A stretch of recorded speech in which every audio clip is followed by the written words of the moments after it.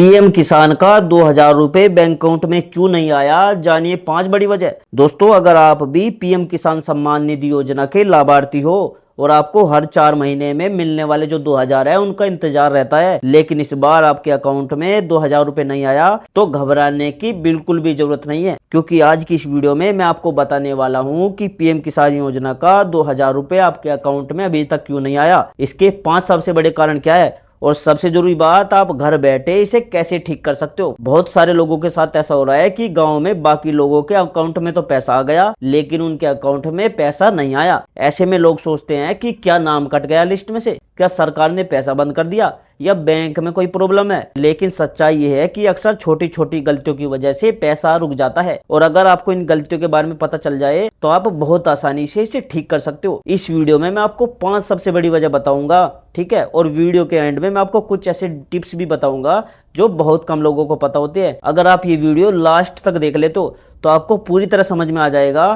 कि आपका पीएम किसान का पैसा क्यों नहीं आया और उसे कैसे वापस शुरू कराया जा सकता है। दोस्तों, सबसे पहले ये समझ लेते हैं कि पीएम किसान योजना है क्या। दोस्तों, पीएम किसान सम्मान निधि योजना भारत सरकार की एक योजना है जिसके तहत किसानों को हर साल 6,000 की आर्थिक सहायता दी जाती है, और ये पैसा किसानों को 3 किस्तों में दिया जाता है, 2-2 हजार रुपए करके। ठीक है, ये जो पैसा है सीधे किसानों के बैंक अकाउंट में भेजा जाता है। इस योजना का मकसद है कि किसानों की आर्थिक मदद हो ताकि वे खेत के लिए जरूरी चीजें खरीद सके। लेकिन कई बार ऐसा होता है कि किसानों के अकाउंट में 2,000 रुपए नहीं पहुंचते। अब सवाल आता है कि ऐसा क्यों होता है। आइए इसकी 5 बड़ी वजह जानते हैं। देखो, पहली वजह है ई-केवाईसी का पूरा ना होना। दोस्तों, पीएम किसान का पैसा नहीं आने की जो सबसे बड़ी वजह है वो ई-केवाईसी पूरी नहीं है। सरकार ने कुछ समय पहले ये नियम बनाया था कि हर लाभार्थी को ई-केवाईसी करवाना जरूरी होगा। अगर किसी ने ई-केवाईसी नहीं कराया तो उसका पैसा रोक दिया जाएगा। बहुत लोग ये समझते हैं कि अगर पहले पैसा आ रहा था तो आगे भी आता रहेगा, लेकिन ऐसा नहीं है दोस्तों। अब सवाल ये आता है कि ई-केवाईसी कैसे करें। आप इसे 2 तरीके से कर सकते हो। पहला तरीका तो है पीएम किसान की आधारित वेबसाइट पर जाकर आप ओटीपी के जरिए ई-केवाईसी कर सकते हो, और दूसरा तरीका है आप अपने नजदीकी सीएससी सेंटर पर जाकर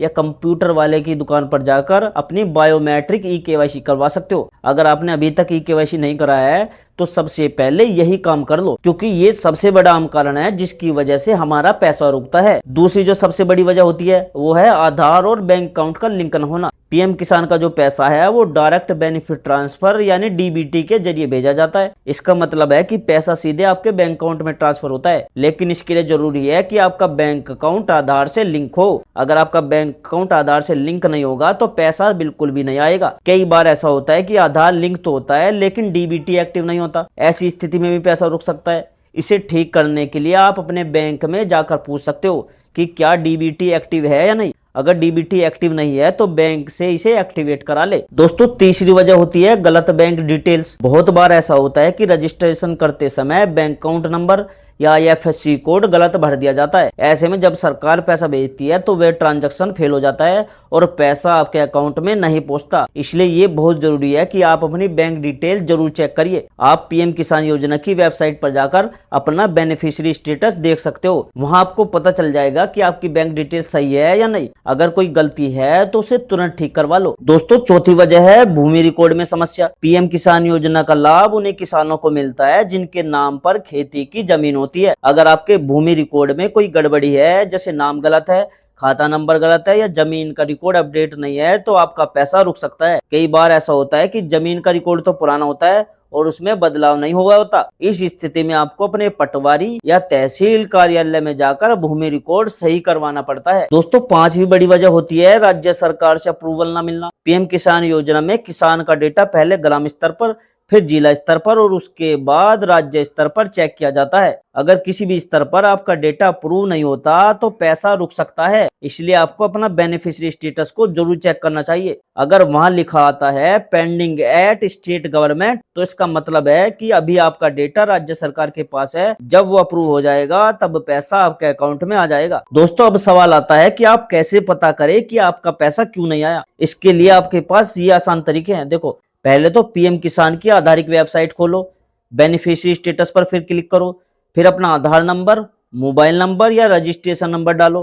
इसके बाद आपको पता चल जाएगा कि आपका पैसा आया है या नहीं आया, और अगर नहीं आया है तो उसकी वजह क्या है। अब दोस्तों मैं आपको कुछ ऐसी जरूरी बातें बताने वाला हूं जो बहुत कम लोगों को पता होती है। पहली बात तो यह है कि अगर आपकी किस्त किसी वजह से रुक गई है तो घबराने की तो जरूरत नहीं है। देखो, सबसे पहले सब समस्या ठीक हो जाती है तो सरकार पिछली किस्त भी आपको भेज देती है। अगर 2 किस्त रुकी थी तो आपको एक साथ 4,000 रुपए भी मिल सकते हैं। दूसरी बात है कि अगर आपके गांव में बाकी लोगों का तो पैसा मिल गया लेकिन आपको नहीं मिला तो इसका मतलब ये नहीं है कि आपका नाम कट गया। अक्सर दोस्तों ये डेटा की छोटी सी समस्या होती है। तीसरी बात है, आप पीएम किसान हेल्पलाइन नंबर पर भी कॉल करके अपनी समस्या पूछ सकते हो। दोस्तों अब मैं आपको कुछ ऐसे बोनस टिप्स बताने वाला हूं जो बहुत कम लोगों को पता होते हैं। पहला टिप तो देखो ये है कि अगर आपका मोबाइल नंबर आधार से लिंक नहीं है तो ओटीपी केवाईसी नहीं होगा। ठीक है, इसीलिए पहले अपने आधार में मोबाइल नंबर अपडेट करवाओ। दूसरा टिप है, पीएम किसान का स्टेटस जरूर चेक करो, क्योंकि ये किस्त से पहले चेक करना जरूरी है। इससे आपको पहले ही पता चल जाएगा कि कहीं प्रॉब्लम तो नहीं है। तीसरा टिप है, अगर आपने नया बैंक अकाउंट खोला है तो उसे पीएम किसान में अपडेट करना ना भूले, क्योंकि पुराना अकाउंट बंद होने पर आपको पैसा नहीं आएगा। दोस्तों बहुत कम लोगों को पता होता है कि सिर्फ बैंक में आधार लिंक होना काफी नहीं होता। कई बार बैंक में आधार लिंक होता है लेकिन एनपीसीआई में आधार मैपिंग नहीं होती। पीएम किसान का जो पैसा है यानी आधार पेमेंट ब्रिज सिस्टम यानी एपीबीएस से भेजा जाता है। अगर एनपीसीआई में आपका आधार किसी बैंक से मैप नहीं है तो पैसा ट्रांसफर फेल हो सकता है। इसलिए बैंक जाकर पूछे कि आपका आधार एनपीसीआई में मैप हुआ या नहीं। अगर आपके बैंक अकाउंट में कोई लंबे समय तक ट्रांजैक्शन नहीं हुआ है तो बैंक उसे इनएक्टिव या डोरमेट अकाउंट बना देता है। ऐसे अकाउंट में सरकारी डीबीटी पैसा भी कई बार नहीं पहुंचता।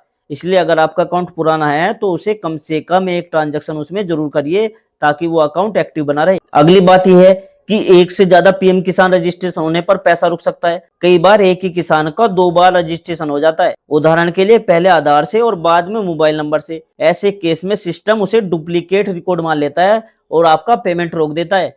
इसलिए पीएम किसान पोर्टल पर जाकर ये जरूर चेक करो कि आपका सिर्फ एक ही रजिस्ट्रेशन हो। तो दोस्तों आज हमने जाना कि पीएम किसान का 2000 बैंक अकाउंट में क्यों नहीं आता, इसके 5 सबसे बड़े कारण क्या है और इसे आप कैसे ठीक कर सकते हो। ठीक है, अगर दोस्तों आप इन सभी चीजों को ध्यान में रखोगे तो आपका पैसा बिना किसी प्रॉब्लम के सीधे आपके बैंक अकाउंट में आ जाएगा। अगर दोस्तों आपको ये जानकारी अच्छी लगी हो तो इस वीडियो को लाइक कीजिए, और अगर आप ऐसी ही सरकारी योजनाओं और बैंकिंग से जुड़ी खबरों को जानना चाहते हैं डेली तो आप इस चैनल को सब्सक्राइब कर लो, क्योंकि दोस्तों इस चैनल पर आपको सरकारी योजना और बैंकिंग से रिलेटेड न्यूज मिलती रहेगी, वो भी सच्ची खबरें मिलेंगी। ठीक है, तो दोस्तों मैं मिलता हूँ आपसे अगली वीडियो में एक नई जानकारी एक नए टॉपिक के साथ। तब तक के लिए दोस्तों जय हिंद, जय भारत।